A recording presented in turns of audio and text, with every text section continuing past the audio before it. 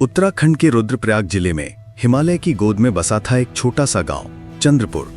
यहाँ की हवा में देवदार के जंगलों की महक और नदियों की मधुर ध्वनि बसी थी। इस गांव में रहता था अर्जुन, एक 20 वर्षीय युवक जिसका जीवन सादगी और मेहनत से भरा था।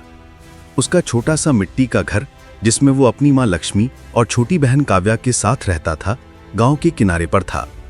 अर्जुन के पिता, जो एक किसान थे, कई साल पहले अलकनंदा नदी की बाढ़ में बह गए थे। तब से अर्जुन ही परिवार का एकमात्र सहारा था। अर्जुन दिन में खेतों में काम करता, गांव वालों के लिए लकड़ियां काटता और रात को तारों भरे आकाश के नीचे पुरानी किताबें पढ़ता। उसका सपना था कि उसकी बहन काव्या एक दिन डॉक्टर बने ताकि गांव के लोगों को बेहतर इलाज मिल सके। लेकिन उसकी मां की बढ़ती बीमारी और गांव की गरीबी उसके सपनों के बीच दीवार बनकर खड़ी थी। गांव में एक प्राचीन शिव मंदिर था जो पहाड़ की सबसे ऊंची चोटी पर स्थित था। मंदिर के बारे में कई किंवदंतियां थीं। लोग कहते थे कि वहां नागमणि नामक एक रहस्यमयी रत्न छिपा है जो किसी की भी मनोकामना पूरी कर सकता है। कुछ लोग इसे जादुई मानते तो कुछ इसे केवल एक कहानी। अर्जुन को ये कहानी बचपन से आकर्षित करती थी, लेकिन वो इसे एक काल्पनिक कथा से ज्यादा कुछ नहीं मानता था। एक ठंडी सुबह जब अर्जुन जंगल में लकड़ियां इकट्ठा कर रहा था, उसकी मुलाकात एक साधु से हुई।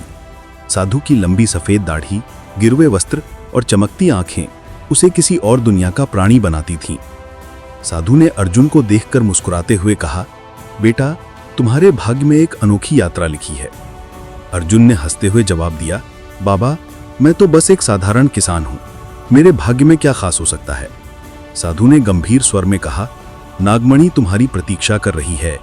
वह मणि केवल वही ले सकता है जिसका दिल साफ हो और मकसद नेक हो। अर्जुन को यह बात मजाक लगी, लेकिन साधु की आवाज में एक ऐसी गहराई थी कि वो उसे नजरअंदाज नहीं कर सका। उसने पूछा, बाबा, नागमणि तो एक कहानी है, क्या वो सचमुच में मौजूद है? साधु ने जवाब दिया, सच और कहानी का फर्क विश्वास में है। अगर तुम में हिम्मत और विश्वास है तो रास्ता तुम्हें खुद मिल जाएगा। मंदिर की ओर जाओ और सावधान रहना, रास्ता आसान नहीं होगा।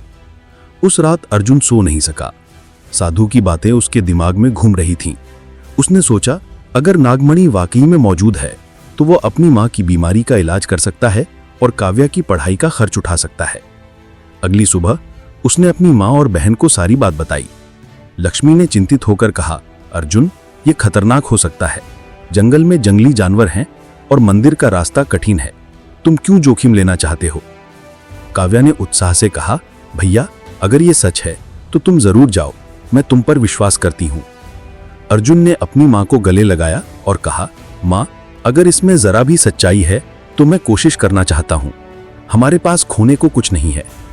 लक्ष्मी ने आखिरकार हामी भर दी, लेकिन उसने अर्जुन को एक छोटा सा तावीज दिया जो उसके पिता का था। यह तुम्हें सुरक्षित रखेगा, उसने कहा। अर्जुन ने एक छोटा सा झोला लिया जिसमें कुछ रोटियां, पानी की बोतल, एक पुराना चाकू और एक माचिस थी। वो गांव से निकलकर जंगल की ओर चल पड़ा। रास्ता ऊबड़ खाबड़ और पथरीला था। घने जंगल में सूरज की किरणें भी मुश्किल से पहुंचती थीं। हर कदम पर उसे खतरे का एहसास हो रहा था। पहली रात जब वो एक पेड़ के नीचे रुका, उसे दूर से भेड़ियों की आवाज सुनाई दी। उसने आग जलाई और अपने चाकू को पास रखा। डर के बावजूद उसने अपने परिवार के लिए हिम्मत जुटाई।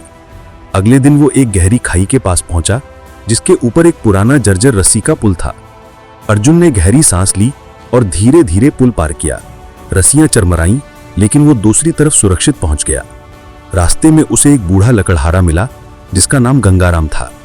गंगाराम ने अर्जुन को देखकर कहा, बेटा, तुम मंदिर की ओर जा रहे हो ना? वहां का रास्ता आसान नहीं, कई लोग गए पर लौटे नहीं। अर्जुन ने पूछा, क्या आपने कभी नागमणि के बारे में सुना है? गंगाराम ने रहस्यमयी ढंग से मुस्कुराते हुए कहा, मणि केवल वही पा सकता है जो अपने डर को जीत ले। आगे एक गुफा है जहां तुम्हें अपनी हिम्मत की परीक्षा देनी होगी। गंगाराम की बातों ने अर्जुन को और उत्साहित कर दिया। वो गुफा की ओर बढ़ा। गुफा का मुंह अंधेरा और डरावना था। अंदर जाते ही उसे ठंडी हवा का झोंका महसूस हुआ। उसने अपनी माचिस जलाई और आगे बढ़ा। गुफा में चमगादड़ों की आवाजें और पानी टपकने की धुनी गूंज रही थी। अचानक उसे एक बड़ा सा सांप दिखा जिसकी आंखें लाल थीं। अर्जुन का दिल जोर जोर से धड़कने लगा। उसने अपने ताबीज को कसकर पकड़ा और धीरे से पीछे हटा। सांप ने उसे देखा लेकिन हमला नहीं किया।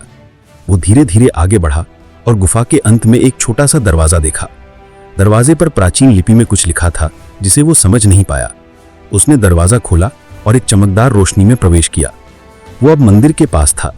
मंदिर पुराना और जीर्ण शीर्ण था, लेकिन उसमें एक अजीब सी शांति थी। अंदर एक विशाल शिवलिंग था जिसके सामने एक चमकता हुआ पत्थर रखा था। अर्जुन की आंखें आश्चर्य से फैल गई। ये वही नागमणि थी। जैसे ही उसने मणि को छूने की कोशिश की, मंदिर में एक गहरी आवाज गूंजी, केवल वही इस मणि को ले सकता है जिसका दिल साफ हो और जिसका मकसद स्वार्थ से परे हो। अर्जुन ने अपनी आंखें बंद की और अपने परिवार, अपने गांव और उन सभी लोगों के बारे में सोचा जिनकी जिंदगी बेहतर हो सकती थी। उसने कहा, मैं यह मणि अपने लिए नहीं, अपने परिवार और गांव के लिए चाहता हूं। मैं चाहता हूं कि मेरी मां स्वस्थ हो, मेरी बहन पढ़े और मेरा गांव खुशहाल हो। रोशनी धीरे धीरे कम हुई और मणि उसके हाथ में आ गई। उसने उसे अपने झोले में रखा और वापस गांव की ओर चल पड़ा। वापसी का रास्ता उतना ही कठिन था, लेकिन अर्जुन का मन अब हल्का था। जब वो गांव पहुंचा तो उसने अपनी मां और बहन को मणि दिखाई। लक्ष्मी ने आश्चर्य से पूछा, ये क्या है अर्जुन? उसने पूरी कहानी सुनाई। उस रात उसने मणि को अपने हाथ में लिया और अपने परिवार और गांव के लिए प्रार्थना की। अचानक मणि गायब हो गई। अर्जुन घबरा गया, लेकिन अगले दिन चमत्कार हुआ। गांव के डॉक्टर ने बताया कि लक्ष्मी की बीमारी ठीक हो रही है। एक अनजान व्यक्ति ने काव्या की पढ़ाई के लिए पैसे भेजे थे और गांव में एक नया स्कूल बनने की योजना शुरू हुई। अर्जुन समझ गया कि नागमणि कोई जादुई पत्थर नहीं थी, वो विश्वास, हिम्मत और नेक इरादों का प्रतीक थी। उसकी यात्रा ने उसे सिखाया कि सच्ची शक्ति इंसान के अंदर होती है।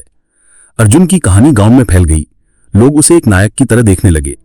उसने कभी किसी को मणि की बात नहीं बताई, क्योंकि वो जानता था कि असली जादू उसके विश्वास और हिम्मत में था। लक्ष्मी स्वस्थ हो गई और काव्या ने अपनी पढ़ाई शुरू की। अर्जुन ने गांव में एक छोटा सा स्कूल खोला जहां बच्चे मुफ्त में पढ़ सकें। उसने गांव वालों को एकजुट किया और उनके साथ मिलकर गांव को खुशहाल बनाया। दोस्तों, ये कहानी कैसी लगी कमेंट में जरूर बताएं। हमारे चैनल को लाइक, शेयर और सब्सक्राइब करें ताकि हम आपके लिए ऐसी ही धमाकेदार कहानियां लाते रहें। अगली बार फिर मिलेंगे एक नई कहानी के साथ। तब तक बने रहिए हमारे साथ।